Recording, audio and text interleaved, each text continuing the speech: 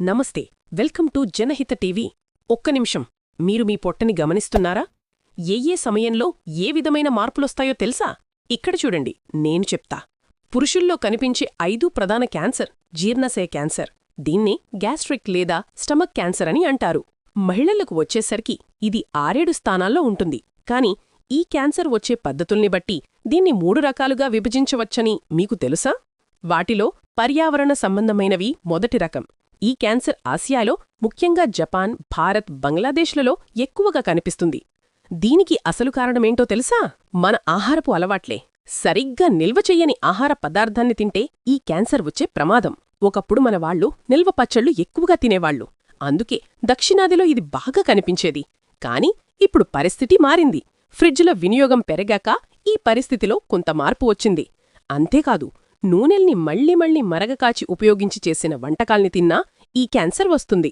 ఈ నూనెల్లో నైట్రోసెమైన్స్ అందుకు కారణమని చెప్పాలి. కాల్చితినే ఆహార పదార్థాలు అంటే ఉప్పు చేపల్లాంటివి తీసుకునేవారిక్కూడా ఈ క్యాన్సర్ ముప్పు ఉంటుంది. ఇంకా చూడండి, బావినీటిలో ఉండే హెచ్ పైలోరి క్రిములు. ఈ నీరు తాగితే అవి జీర్ణాశయంలో ఇన్ఫెక్షన్ అని తెస్తాయి. సకాలంలో చికిత్స చేయించుకోకపోతే అవి ముదిరి క్యాన్సర్లుగా మారే ప్రమాదముంది. బొగ్గుగనులు, పెట్రోల్ బంకులు, రబ్బర్, యాస్బెస్టాస్ పరిశ్రమల్లో పనిచేసే నిస్సహాయ కార్మికులకు ఈ క్యాన్సర్ వచ్చే ప్రమాదం మరింత ఎక్కువ.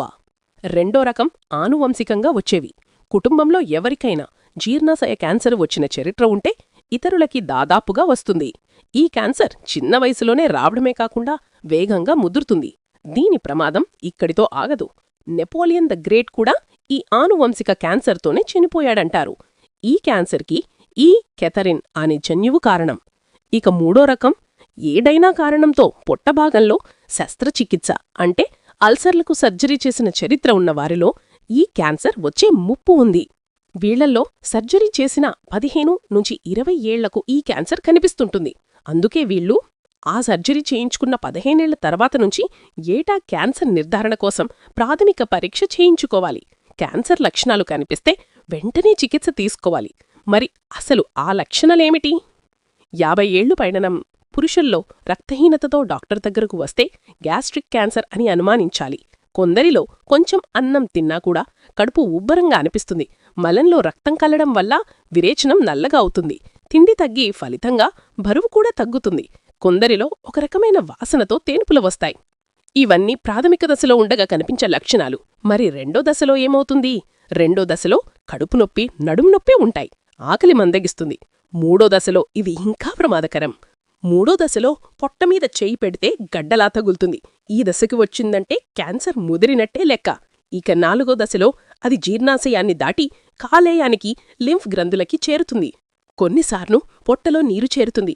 మలబద్ధకం కూడా ఉంటుంది. మరి ఈ క్యాన్సర్ని గుర్తించడానికి చేసే పరీక్షలేమిటి? ఎండోస్కోపీ ద్వారా జీర్ణాశయ క్యాన్సర్ని ప్రాథమికంగా గుర్తిస్తారు. క్యాన్సర్ లక్షణాలు కనిపిస్తే బయోప్సీ చేస్తారు. జీర్ణాశయం బయట క్యాన్సర్ని తెలుసుకోవడానికి సిటీ స్కాన్ చేస్తారు. దీనితో క్యాన్సర్ ఏ దశలో ఉన్నది ఉజ్జాయింపుగా తెలుస్తుంది. మొదటి దశలో గుర్తిస్తే శస్త్రచికిత్స చేసి జీర్ణాశయాన్ని తొలగిస్తారు. జీర్ణాశయం లేకపోతే ఏమవుతుంది? కొన్ని ఇబ్బందులైతే ఉంటాయి. కాని అది ఉంటే ప్రాణానికే ముప్పు. అందుకే అవసరాన్ని బట్టి 75% లేదంటే 100% తీసేయాల్సి ఉంటుంది. ఈ సర్జరీ తర్వాత రోజులో 7-8 సార్లు కొద్దిగా తినాలి. దీన్నైనా మెత్తగా నమిలి తినాలి. యాపిల్ కూడా తొక్కు తీసి లోపలి భాగం మాత్రమే తినాలి. పకోడీలు, జంతికొల్లాంటి గట్టి పదార్థాలు తినకూడదు. ఈ జాగ్రత్తలతో వీరు సాధారణ జీవితాన్ని గడపవచ్చు. అప్పుడప్పుడు వైద్యుని సంప్రదిస్తుంటే సరిపోతుంది. క్యాన్సర్ రెండో దశకు చేరితే కీమోథెరపీ, మూడో దశలో కీమోతో పాటు రేడియేషన్ చేస్తారు. 4వ దశలో కీమో మాత్రమే చేస్తారు. ముద్ద మింగడం కష్టమైతే అన్నవాహికకి బైపాస్ సర్జరీ చేస్తారు. ఎవరికైనా జన్యుపడంగా జీర్ణాశయ క్యాన్సర్ వచ్చి ఉంటే ఆ కుటుంబంలో మిగిలిన వాళ్ళు 16-17 ఏళ్లకే తప్పనిసరిగా స్క్రీనింగ్ టెస్ట్ చేయించుకోవాలి. వీరిలో 25 ఏళ్లలోపే జీర్ణాశయం తీసేయాల్సి ఉంటుంది. మిగతా వాళ్లు నివారణ కోసం మద్యం, పొగ తాగడం మానేయాలి.